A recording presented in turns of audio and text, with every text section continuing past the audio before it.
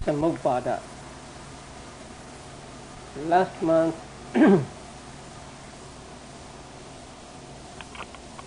we studied the Paticcasamuppada in brief, and I hope you are familiar with the word, Pali word, Paticcasamuppada, and also familiar with the formula, avijja, paccaya, sankhara, and so on. And also I hope you are familiar with the 12 factors in the Paticcasamuppada and also the structure of the doctrine of Paticcasamuppada. Okay, I want all of you to read the formula first in Pali.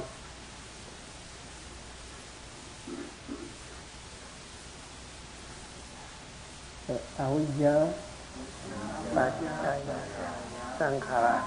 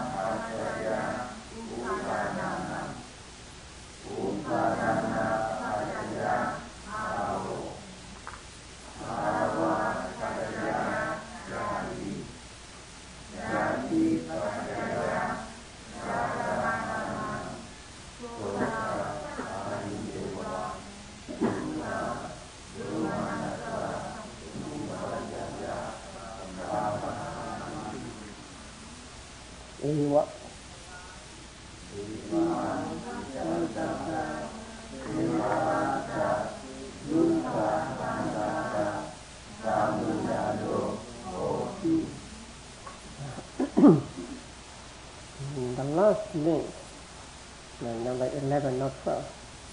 Jati paccaya, jara marana, soka, parideva, dukkha, domana, supayasa. There should be no A after the second S. Domana supayasa, sambhavanti, eva mitassa, kevalassa, dukkha khandassa, samudayo hoti. Now today we will study the link in detail. So there are 12 factors and there are 11 links. So the first link is number 1 with number 2 and so on. So there are 11 links. And the first link is avijja, paccaya, sankhara.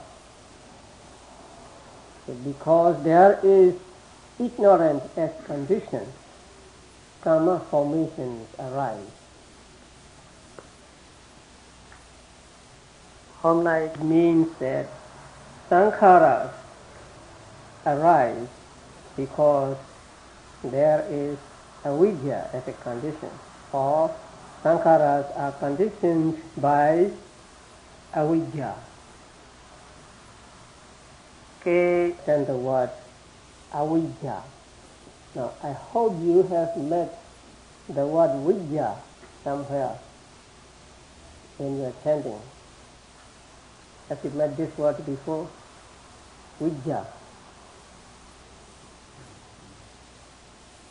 So bhagava araham samma sambuddho vijja charana sampanno, and so on. So vijja means wisdom, knowledge, understanding. And in the word avijja, a means no, not. So avijja means not understanding. So that is why it is translated as ignorance. So avijja means not knowing, not understanding, or ignorance. Thì trước hết, last month I told you about the word paccaya. So paccaya can mean both producing cause and the supporting cause. Right. So the first link means because there is ignorance as condition, formation, karma formations arise. Sankhara. I think I have told you many times that this word is very difficult to translate, and it cannot be translated with one word every time it appears. So according to context, it has to be translated. Now here it is translated as karma formation. Now the word sankhara has two basic meanings. The first is the active meaning, and the other is passive meaning. The root in sankhara, the root of the word sankhara means to form, or to make, or to do. So the word sankhara means something that makes, and also something that is made, or that is formed. So there are two meanings. You must understand it in the active sense. So sankhara means something that forms, or something that makes. That means they are themselves conditioned for some other thing. Commentary, 6 kinds of sankharas are mentioned. 2 sets of 3 each. The first is the formation, karma formation of merit. Here the word kusala is not used, but instead the word punya is used. So it is, Pali it is called punya sankhara, the formation of merit. And the second is formation of demerit, apunya sankhara. And the third one is a little strange. It is formations of imperturbable, or formations of unshakable. And in Pali it is aninja sankhara. It's a difficult word. So 3 kinds of sankharas are mentioned. Formations of merit, formations of demerit, and formations of imperturbable or unshakable.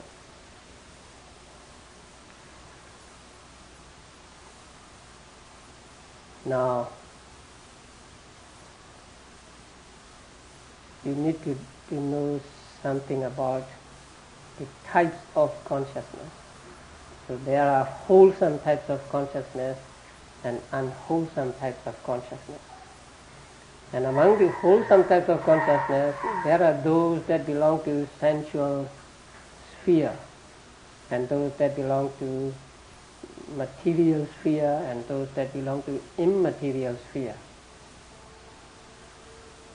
Of merit means volition or cetana, concomitant with kusala consciousness belonging to sense sphere and material sphere. Formations of demerit means volition concomitant with 12 unwholesome types of consciousness. And formations of imperturbable means volition or cetana concomitant with 4 types of wholesome consciousness belonging to immaterial sphere, arubha vajara.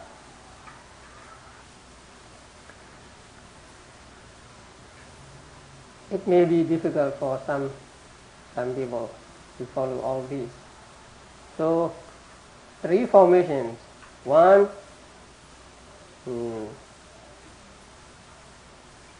kusala formation. 2nd, akusala formation. And the 3rd, again kusala but arupavachara formation.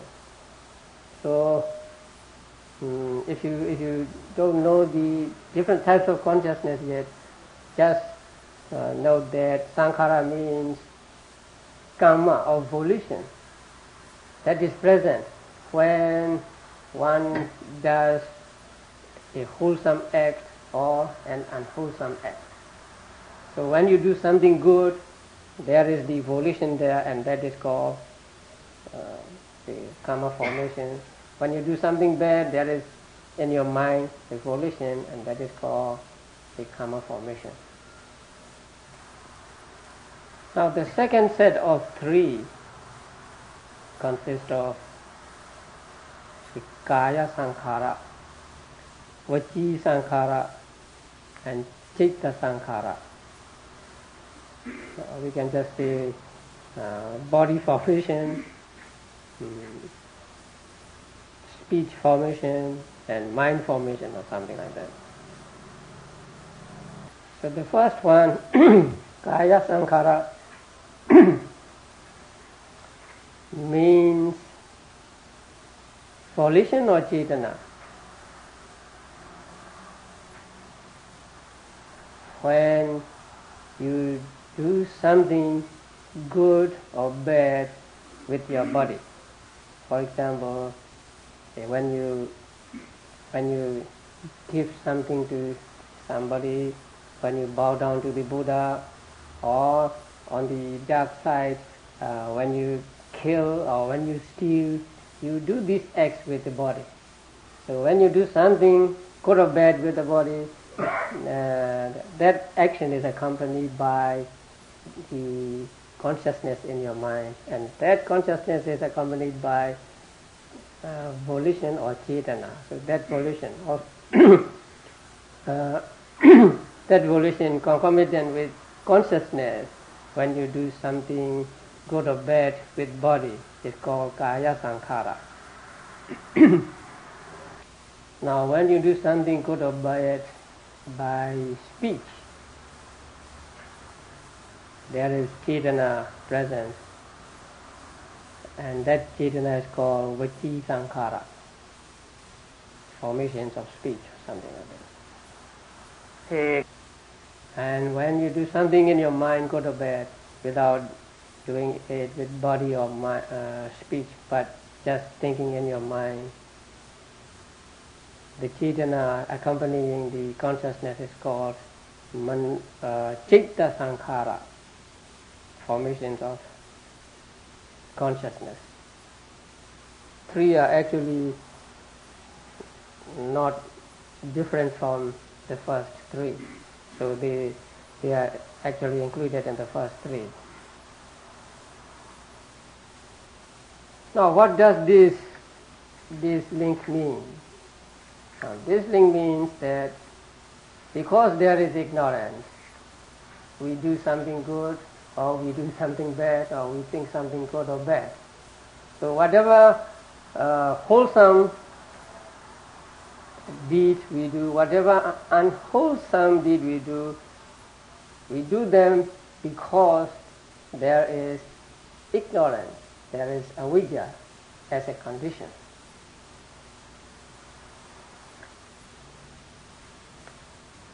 So it is explained in the commentary with a question and answer.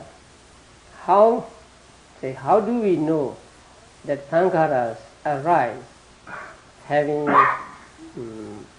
avidya or ignorance as a condition? How these sankharas arise through ignorance as condition? How do we know? Thì cái câu hỏi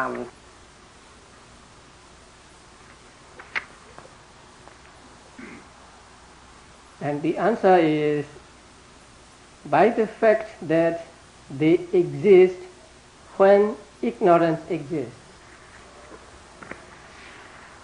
Sankharas arise through ignorance, because when there is ignorance, these sankharas arise, and when there is no ignorance, these sankharas do not arise. So, by the fact that when there is ignorance, there are sankharas, and where there is not ignorance, there are no sankharas. By that fact, we know that sankharas arise through the condition of avijja or ignorance. It may be something like this. How do you know that the shadow is caused by the sun? We know it is caused by the sun because when there is no sun, there is no shadow, and when there is sun, there is shadow. So we know that the shadow is caused by the sun. So similarly, how do we know the sankharas arise having ignorance as a condition? We know because when there is no ignorance, there are no sankharas, and when there is ignorance, there are sankharas. They arise. How do sankharas arise? Through ignorance. Now, ignorance is explained as not knowing the Four Noble Truths, that is according to Suttanta method.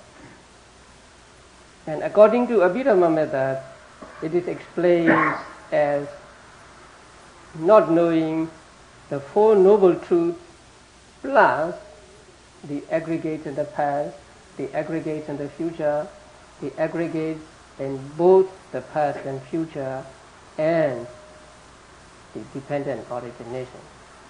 So according to Suttanta method, not knowing the Four Noble Truths, and according to Abhidhamma method, not knowing the 8 things, the Four Noble Truths plus the other 4.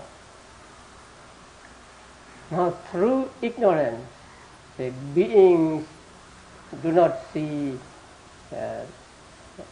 the truth of suffering. So they do not know the truth of suffering. They do not know that everything in the world is suffering, and so they take it to be happiness or good, and accordingly they act. So when they act, sankharas arise.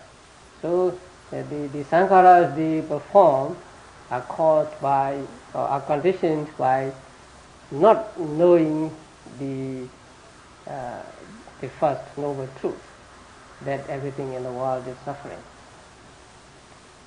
Cho nên,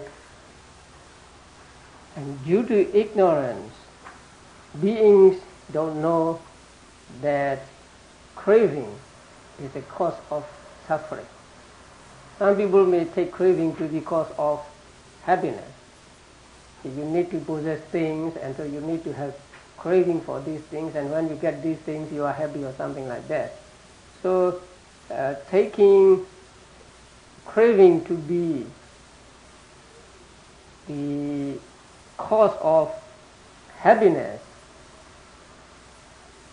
they may perform sankharas, they may perform meritorious deeds, or they may do demeritorious deeds. So the meritorious deeds or demeritorious deeds, or in other words, the sankharas of merit and demerit arise due to their ignorance of the second noble truth. Now, most beings don't know the truth of the cessation of suffering. So they may think that the highest realm is the cessation, the place where suffering ceases. So taking that highest realm to be something like a heaven, they may try to reach that stage. And in order to reach that stage, they may practice meditation. And so their practice of meditation, which are sankhara, are conditioned by their ignorance of the third noble truth. Wow. And through ignorance of the fourth noble truth, which is the way to cessation of suffering, people perform these sankharas. Now, they may think that in order to reach the cessation of suffering or to reach the highest state of bliss, that they should practice animal sacrifice, or they should mortify their bodies and so on. And following that belief, they may act accordingly. And so they perform these sankharas due to the ignorance of Fourth Noble Truth. In another way, there are what are called the results of kusala. Results of kusala in the form of rebirth in a better existence, in the form of wealth, in the form of high position and so on. Now, most people take these to be happiness or to be conducive to happiness. So, in order to get the result of kusala, the beings do meritorious deeds. And so they are doing of meritorious deeds which are sankhara, are conditioned by their ignorance. Ignorance, or they are not knowing that the fruits of kusala are defraught with old age, disease and death. So because of that ignorance, they do meritorious deeds to get the results of kusala. So when we do kusala, we do because we are ignorant of something.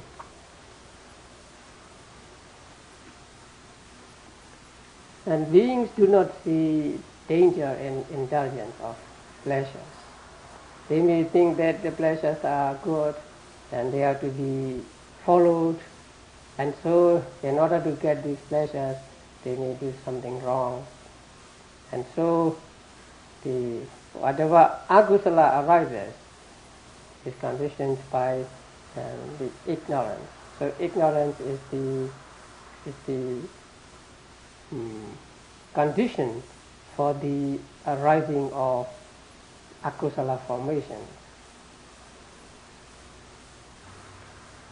Many people don't see that lobha and others, attachment and others bring suffering to beings. So believing that attachment is good, or to crave something is good, they will do that, and so they acquire akusala formations, and these akusala formations are conditioned by their ignorance of the nature, the true nature of attachment and others. So whatever karma formations we do or we perform has ignorance as a condition. There is some kind of ignorance there, or avijja there, and prompted by or conditioned by that avijja, we do something good or something bad.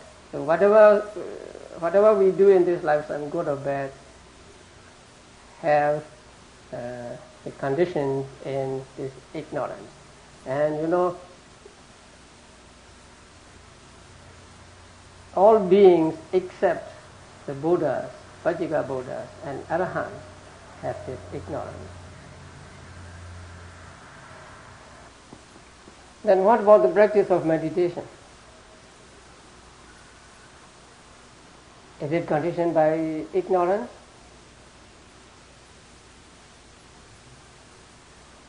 The commentary didn't say anything about that.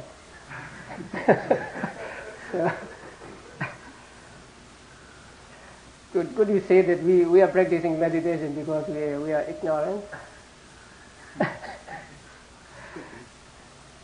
Cái câu hỏi đặt ra là at least in theory we know that the things are impermanent and akusala brings suffering and all this. We know it through Dhamma talks, through reading, and also may know through self-experience. But we still practice meditation, and when we practice meditation, we acquire kusala or merit, right? And they are called sankhara. So if they are sankhara, then they must have avidya or ignorance as a condition. So it is difficult to see that our practice of meditation is caused by avidya. Correct answer to this. But I think since we cannot get rid of avidya altogether, since there is avidya underlying in our mind, so our practice of meditation could also be said to be conditioned by avidya. But since we have not yet eradicated this avidya, since avidya and also tanha always lying dormant in our in our continuation in our consciousness, I think we can say that all our activities, either kusala or akusala, have roots in this avidya.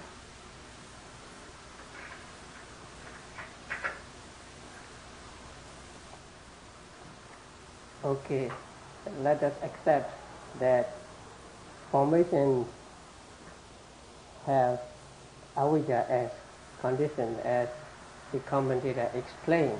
Now the next thing to understand is how they are related, how ignorance is related to karma formations, or how karma formations are related to ignorance.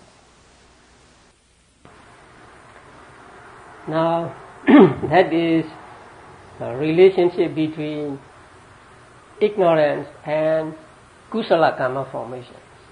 Now relationship between ignorance and akusala karma formations. Now ignorance is itself akusala, unwholesome mental state. So it can arise together with unwholesome mental formation. So in this case, in the case of relationship between ignorance and unwholesome karma formations, there can be many kinds of relationships involved. So when attachment arises, taking ignorance as an object, then that is the relationship as object condition. Through ignorance, we don't see, beings don't see any danger in killing living beings, stealing and so on.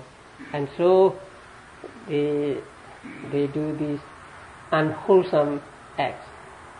And so when they do this, they are performing the unwholesome karma formations. And these unwholesome karma formations are conditioned by the ignorance of the danger in doing them. And so their karma formation, akusala karma formations, are influenced by the ignorance, by way of strong support. And since ignorance is akusala, so when it arises with unwholesome consciousness, then there is also relationship as root condition, or just arising together and supporting each other. Now through ignorance, you may want to be reborn in the formless sphere or immaterial sphere. And so you practice meditation and you get jhanas, immaterial jhanas. So the immaterial jhanas are karma formations of merit. These karma formations of merit are are influenced by the ignorance. Even the states of formless being are impermanent and so on. Now, from what has been said, you may have gathered that there are two aspects of avidya or ignorance. So we usually say avidya is not knowing, right? Not knowing or ignorance. But avidya has two aspects. One is not knowing correctly, that is. And the other is knowing incorrectly. So there are two aspects. If you don't know correctly, if you don't know something correctly, you know wrongly. So the ignorance has these two aspects.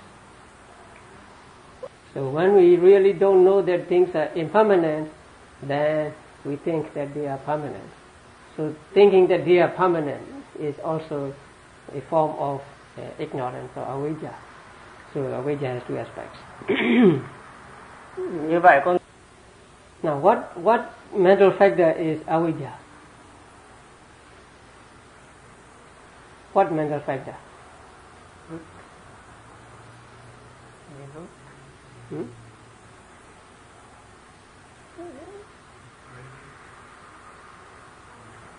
Mental. Yeah. What cetasika is avidya? There are 52 cetasikas, right? Right. And 14 of them are unwholesome cetasikas. So among those 14, what is avidya? What cetasika is avidya? Huh? Moha. Yeah, moha. So avidya and moha are synonymous. Sometimes it is called avidya, sometimes it is called amoha. So here in the dependent origination it is called avidya. And in many suttas also Buddha used the word avidya to mean moha. Moha means ignorance or delusion. Thì trong Now, between avidya and sankhara, between avidya and kusala sankhara, they belong to different times, right? Avidya arises at one time or one moment, and sankharas arises at another moment, right? So they belong to different times. But when relationship is between avidya and akusala sankhara, they may or they may not belong to different times. Sometimes they belong to different times, and sometimes they arise together. And one is called a condition, and the others are called conditioned. So the relation, you have to understand relationship this way. Not that every relationship taught in dependent origination belong to different moments or different times. Sometimes they arise together, but one is called a condition and the other that are conditioned. Now, for example, when akusala formations arise, there is also avidya arising together with it, right? So in that case, although they arise at the same time, avidya is called the condition, and the akusala consciousness and its cetasikas are called those that are conditioned. So sometimes conditioning factor and conditioned factor may arise at the same time, and at other times they may belong to different times. So you have to understand this, and and when we go along, we will try to see what kind of relationship a certain relationship is.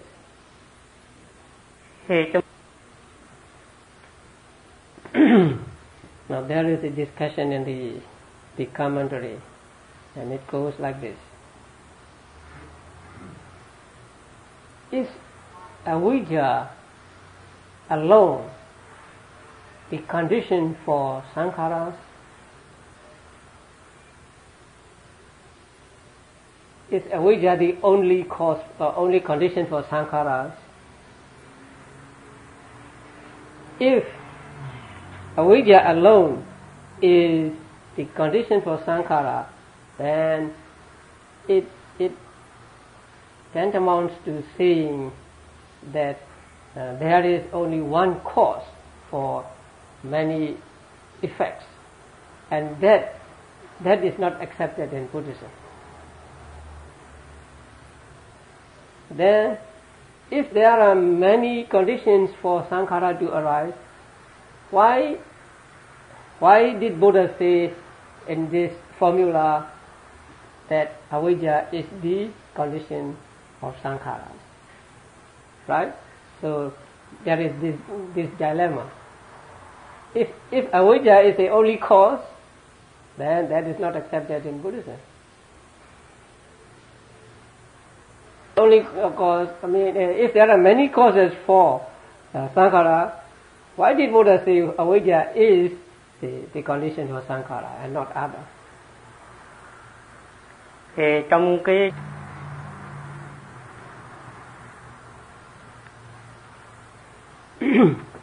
okay. What is accepted in Buddhism is not one cause, many effects, many cause, one effect, one cause, one effect. These three are not accepted in Buddhism. So what is accepted in Buddhism is many causes and many effects. So for something to arise, there are many causes, and the many causes, the condition, many effects. So what is accepted in Buddhism is the fourth one, the many causes and many effects. Then, why did Buddha point out only one condition here, one cause here?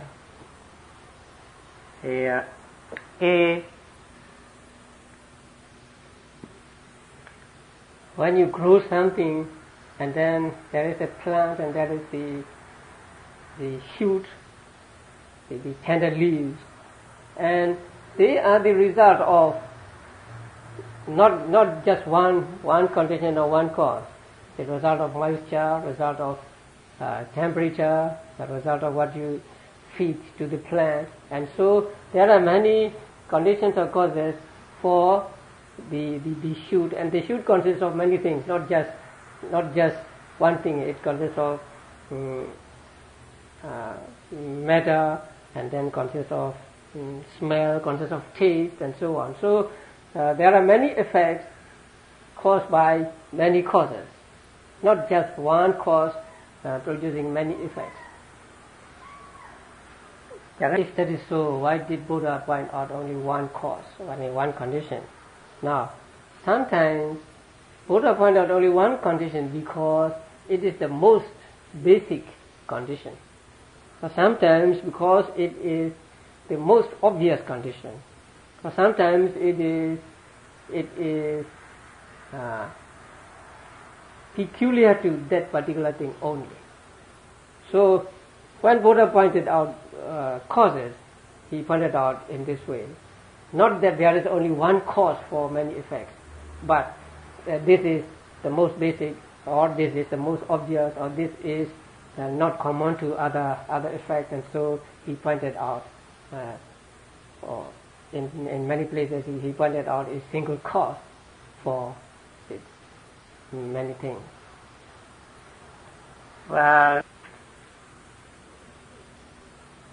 The sixth link here in this Paticcasamuppada is phassa paccaya vedana.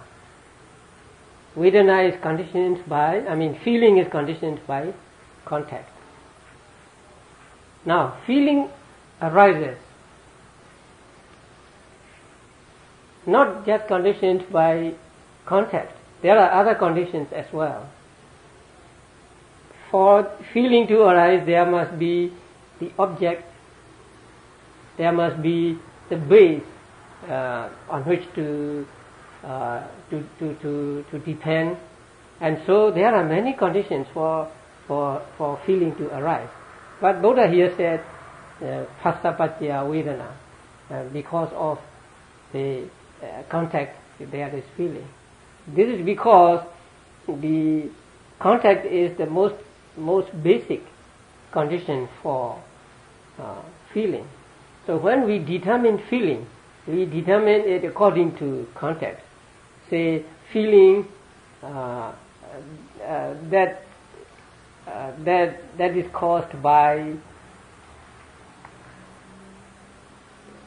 contact with eye sensitivity, feeling that is caused by contact with ear sensitivity, and so on. So when we determine the feeling, or when we give names to the feeling, we give names according with reference to the different kinds of contact. So contact is the most basic in determining the feelings, and so Buddha gave only one condition here for feeling, not because it is the only condition for feeling, but because it is the most important or the most basic condition for feeling to arise. Now when a sick man goes to a physician and the physician examines him and says, your disease is caused by phlegm. You know phlegm, right? Now, phlegm is not the only cause of that disease, but it is an obvious cause of this disease. So it is. So the physician says, your disease is caused by phlegm. In modern terms, they say your disease is caused by virus. But virus is not the only cause for that disease. You get the disease because you had bad karma in the past also. And also there may be other conditions as well, the climate and others, or food and so on. But the physician says your disease is caused by a virus, or by phlegm, or by blood, or something like that. So they pick up this cause because it is the most obvious of the causes. So in the same way, since avijja is the most obvious cause for sankhara, he pointed out only one, avijja only as the condition for sankhara. But then you say flame.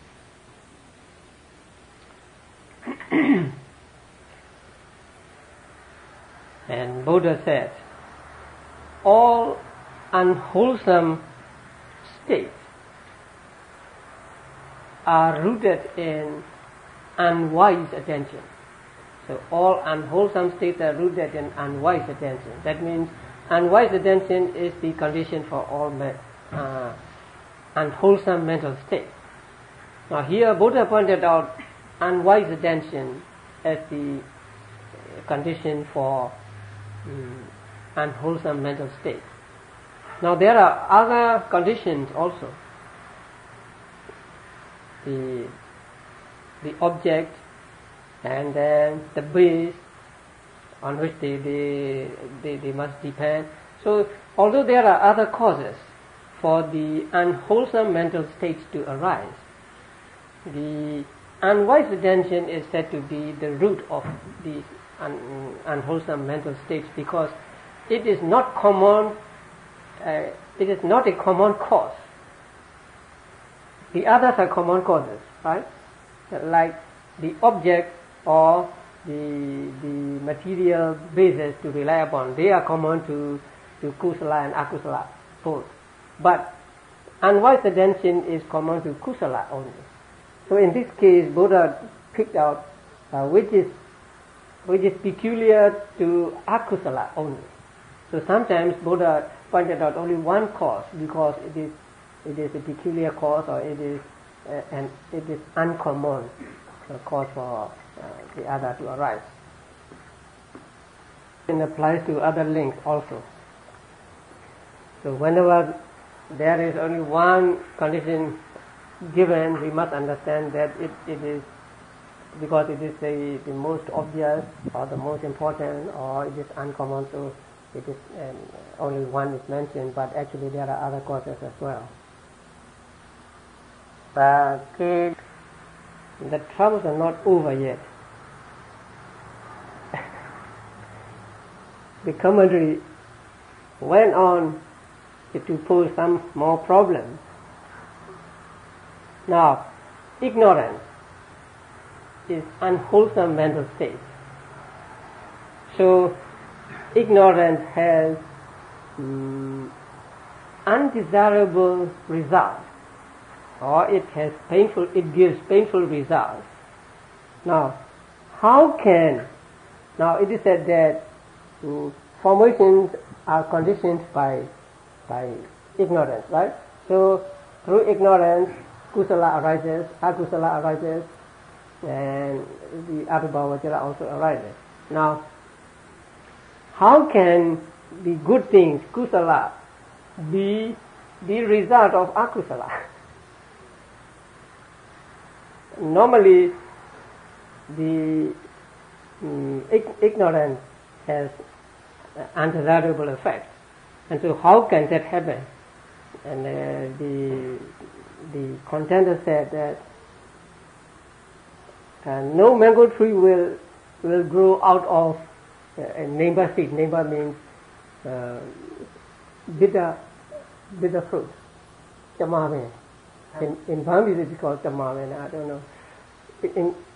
I think it's neem, right? Yes. It's a tree which has bitter fruit, and we use the branches of the tree as a toothstick, a toothbrush. It is bitter. So, no mango tree will grow out of a bitter seed. Yeah.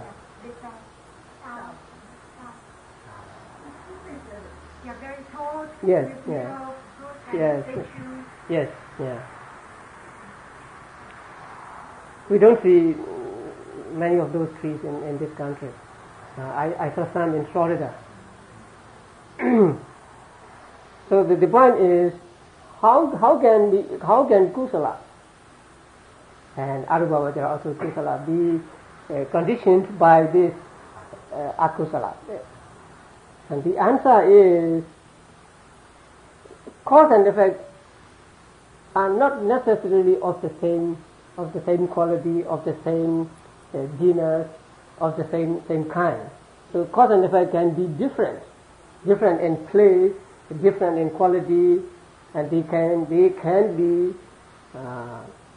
dissimilar. So out of ignorance, the good quality like kusala can arise. I think that's all. The commentary has said, yeah. Now let us recapitulate. What is avijja? What Kedisika is it? Moha. It is moha, ignorance. And how many aspects are there of avijja? 2 aspects. What are they? Not knowing correctly and knowing wrongly. And what are the sankharas here? Sankharas, they are chetana, right? Just chetana. So sankharas are actually karma here. So karmas are conditioned by avijja, right? And then, how do you know that avijja is a condition for sankhara? You know avijja is a condition for sankhara because when there is avijja there are sankharas, and when there is no avijja there is no sankhara, right? And how are they related? Avijja and sankhara related by way of object condition, or by way of decisive support, or the influence condition, and so on, right? And then in Buddhism, which is acceptable? One cause, one effect, or one cause, many effects, or many cause, one effect, or many causes, many effects. Many causes, many effects. Right. And what else?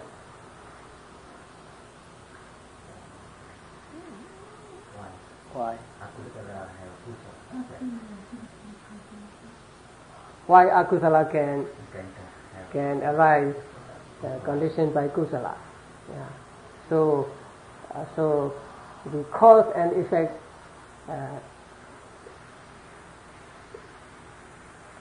need not be, right? Need not be of the same nature, of the same genus, of the same the same condition. So they can be different. So out of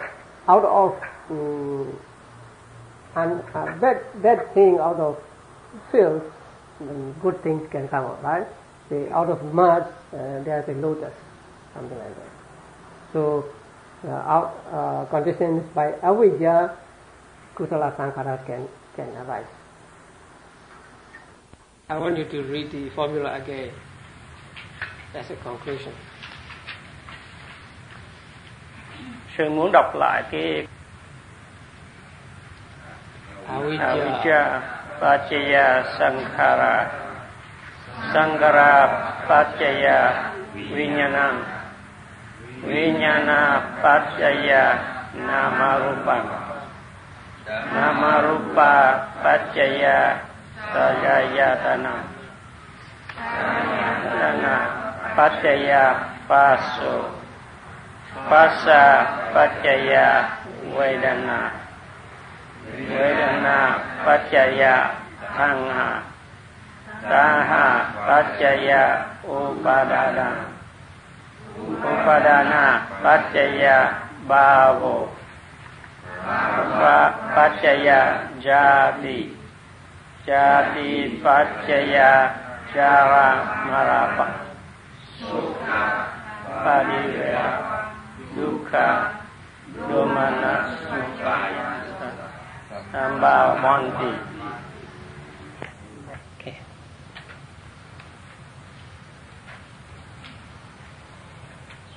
First.